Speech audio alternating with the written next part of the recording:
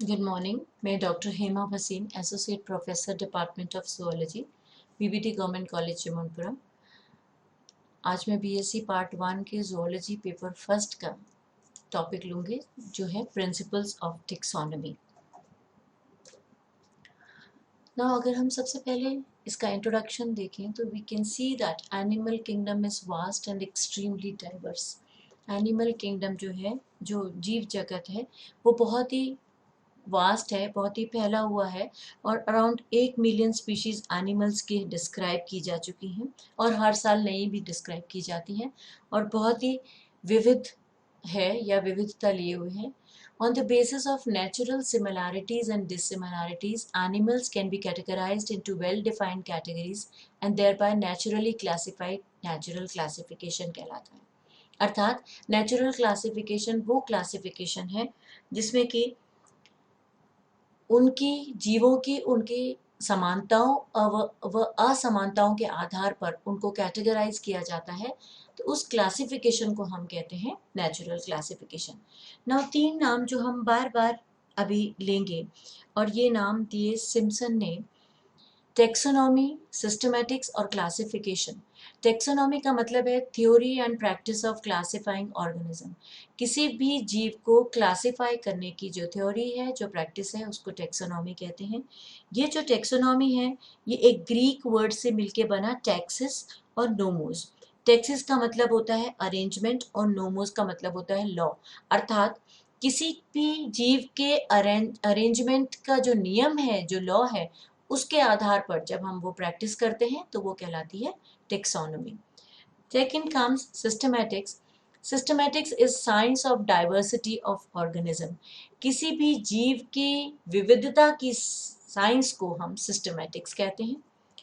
Classification, classification वो है जिसमें कि हम एनिमल्स को उनके ग्रुप या सेट्स में उनके रिश्तों के हिसाब से, रिलेशनशिप के हिसाब से एक ऑर्डर में रख देते हैं, उसे हम कहते हैं क्लासिफिकेशन। अर्थात जोलॉजिकल क्लासिफिकेशन किसी भी एनिमल को ग्रुप करने का एक ये तरीका है या सेट करने का एक तरीका है।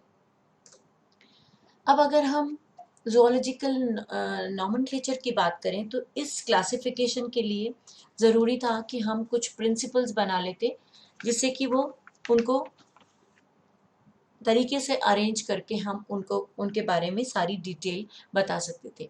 तो ज़ूलॉजिकल नॉमेनक्लेचर एक ऐसा सिस्टम है जो कि हर एनिमल को, लिविंग को या एक्सटिंक्ट हो, उसको एक साइंटिफिक नाम देता है और that scientific name is applied to all taxonomic units of animals. ये जो टेक्सोनॉमिक यूनिट हैं, इनको हम बोलते हैं टेक्सास। और ये जो नॉमेनक्लेचर नाम आया, ये भी एक लैटिन वर्ड से आया। Latin word नॉमन plus कैलेर। नॉमन का मतलब होता है नाम और कैलेर का मतलब होता है कॉल, टू कॉल। मतलब जिस नाम से उसको बुलाया जाएगा वो कहलाएगा उसका नॉमेनक्लेचर या नामकरण हो जाएगा। Thus it means to call by name, यानी कि उसको उस नाम से पुकारा जाना। अब आते हैं हम प्रिंसिपल्स ऑफ टेक्सोनॉमी को समझते हैं। अर्ली स्टेजेस में एनिमल्स क्लासिफाइड नहीं होते थे। वो क्लासिफाइड नहीं होते थे, परंतु उनको सबको इस तरह से डिवाइड कर रखा था कि वो या तो हैबिट के कहाँ रहते हैं, किस जगह पे पाए जाते हैं, इसके आधार पर उनको क्लासिफाई कर दिया। और अनक्लासिफाइड थे, मतलब वो अननेचुरल थे, आर्टिफिशियल क्लासिफिकेशन पाया जाता था। जैसे या तो वो एडिबल हैं या नॉन एडिबल हैं, भक्ष्य हैं या अभक्ष्य हैं, या फिर वो यूजफुल है या हार्मफुल है हमारे लिए, या फिर वो उड़ने वाले हैं या नहीं उड़ने वाले हैं। इस तरह से उनको एनिमल्स को हमने डिवाइड कर रखा था। तो इस तरह का जो क्लासिफिकेशन था उसको हम कहते हैं अननेचुरल या आर्टिफिशियल क्लासिफिकेशन।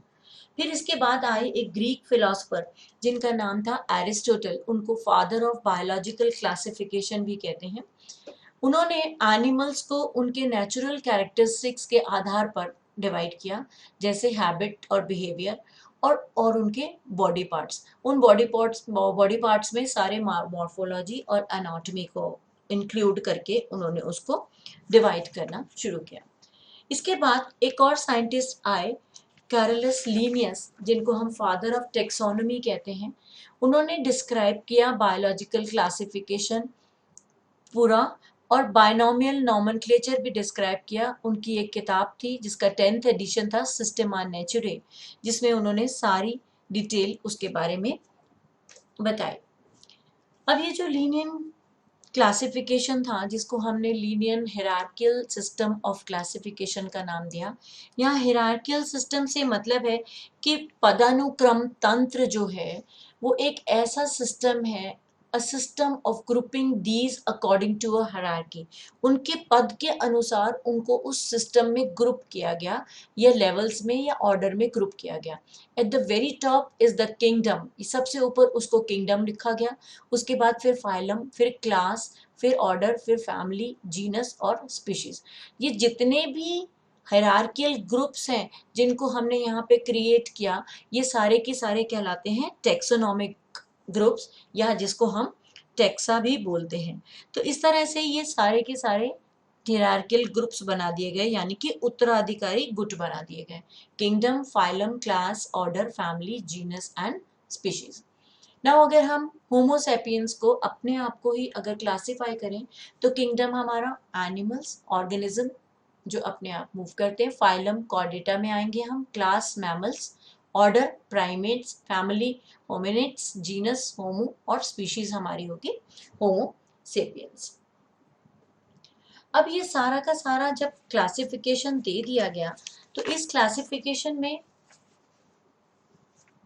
हमें कोई एक ऐसी कंडीशन रखनी थी सारे नॉमेनक्लेचर में, ताकि वो सब जगह एक सी रहे, या साइंटिफिक नेम हो।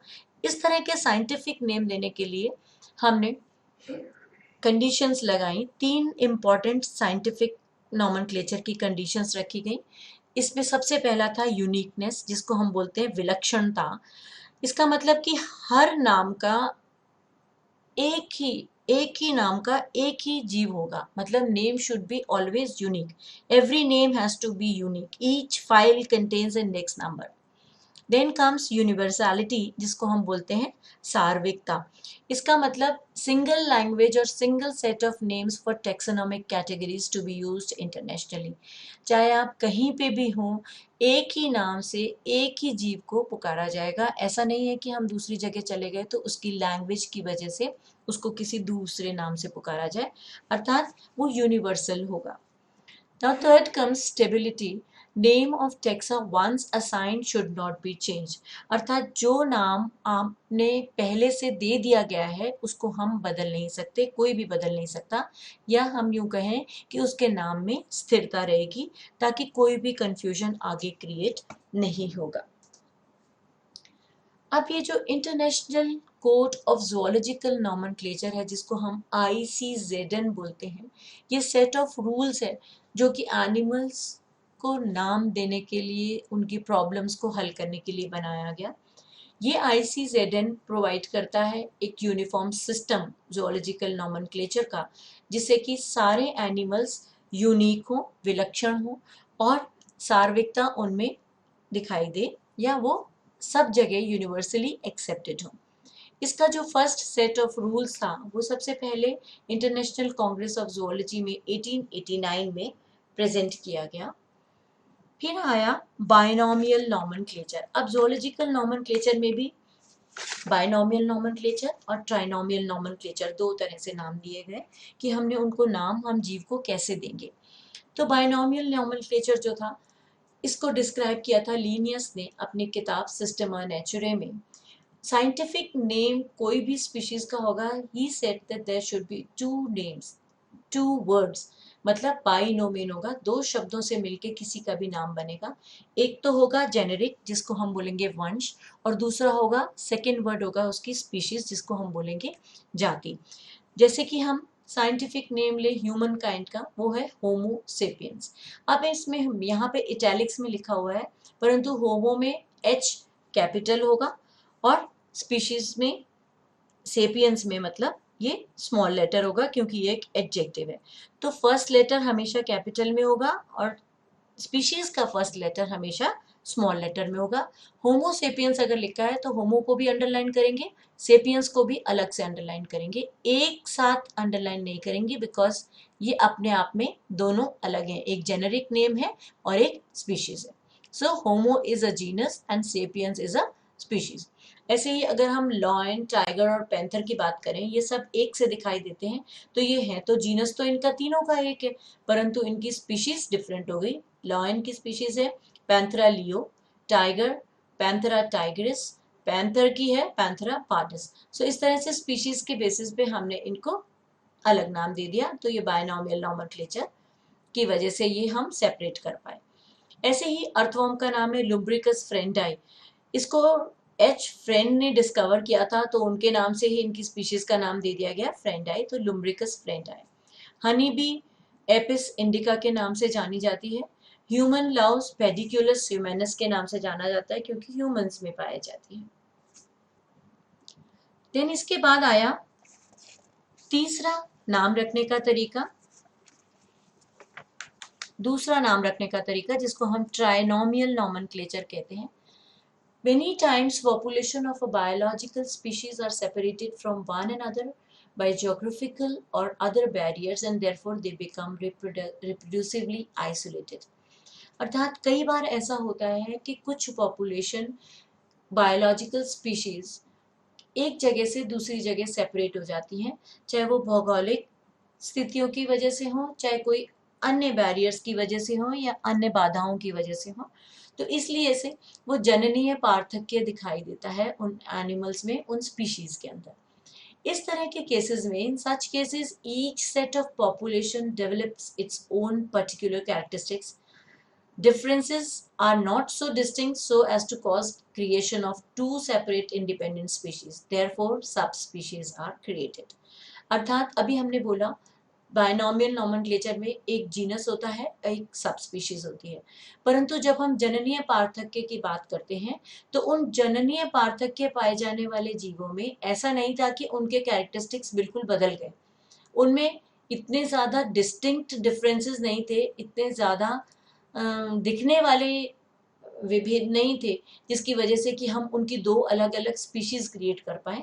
इसलिए हमने उनको दूसरी एक और स्पीशीज का नाम दे दिया और that was known as subspecies. So now it is been given genus, species and subspecies, तीन तरह से हमने उसको नॉमेनक्लेचर कर लिया। स्पीशीज जिनमें दो या दो से अधिक सब स्पीशीज होती हैं उनको बोलते हैं पॉलीटिपिक स्पीशीज।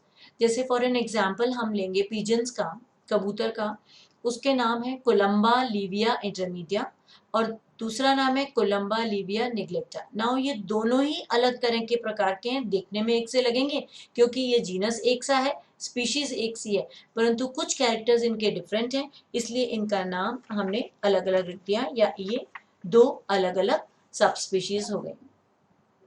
तो ये था बाइनोमियल और ट्राइनोमियल नॉमेनक्लेचर। अब हमने ये सारी टेक्सोनॉमी पढ़ी, जो भी हमने नामकरण किया किसी भी जीव का, इसकी क्या आवश्यकता है? Importance of taxonomy, it provides clear picture of existing diversity in living beings. आज के टाइम में लिविंग बींग्स में जितनी भी विविधता पाई जाती है उसकी एक क्लियर पिक्चर हमें दिखाता है। It gives information which allows a reconstruction of phylogeny of life. ये एक ऐसी इंफॉर्मेशन देता है जिससे कि हम जीवन के उद्द विकास का ज्ञान कर सकें। Source of information for certain branches, कुछ ब्रांचेस के लिए हमें इंफॉर्मेशन बताता है, उसको हम बोलते हैं बायोजियोग्राफी। फिर उसके बाद classification of organisms devised which as such are of great explanatory value in most branches। इसका मतलब ये ऑर्गेनिजम्स की जब क्लासिफिकेशन हुआ तो बहुत सारी चीज़ें हमें पता लगी जो और कई ब्रांचेस में, जूलॉजी की ब्रांचेस में काम आई। जैसे इवोल्यूशन में जो उद्द विकास हुआ वो किस तरह हुआ, पहले कौन सा जीव था, इम्यूनोलॉजी में, इकोलॉजी में, इथोलॉजी में, जेनेटिक्स में, इत्यादि इत्यादि। और फिर यह एक इम्पॉर्टेंट टूल है जिसके द्वारा हम इकोनॉमिकली और मेडिकली इम्पॉर्टेंट ऑर्गेनिजम्स को समझ सकते हैं और उनके बारे में ज्ञान ले सकते हैं। Thank you.